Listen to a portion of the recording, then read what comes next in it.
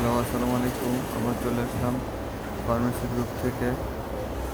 আমরা তো দেখতে পাচ্ছেন একটা জয় ট্রিপ 150 লেখা আছে উপরে ফর কিডস, বাচ্চাদের জন্য। এটা যাত্রাপথে ভ্রমণের জন্য খুবই কার্যকরী একটা ওষুধ। এটা জেনেরিক হচ্ছে হায়োসিন হাইড্রোব্রোমাইড BP 150 mg।